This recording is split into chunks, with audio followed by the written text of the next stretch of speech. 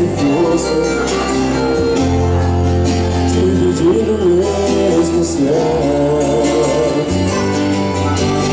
E aí se aconchegasse desejada, nós vamos começar mas lindo dos troféus. Eu fiz verdade, eu fui seu ombro amigo, mas não sabia que comigo por ela carregava uma paixão de que uma vez se aconchegar em outros braços. E eu saí contando os passos e sentindo tão sozinho.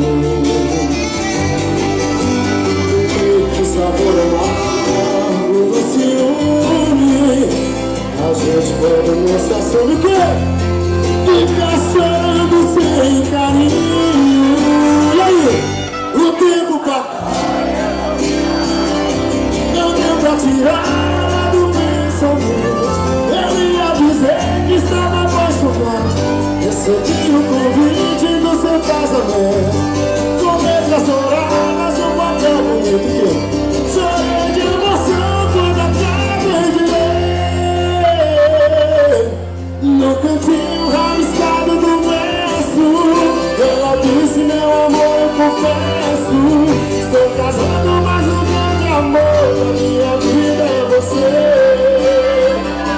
O tempo passou e eu sofri calado, não deu pra tirar ela do pensamento. Eu ia dizer que estava apaixonado, recebi o convite do seu casamento, com letras douradas de um papel bonito. Chorei de emoção quando acabei de ler no cantinho rabiscado do verso. Ela disse: meu amor, eu confesso, estou casando, mas o grande amor da minha vida é você. Estou casando, mas o grande amor da minha vida é você. Estou casando, mas o grande amor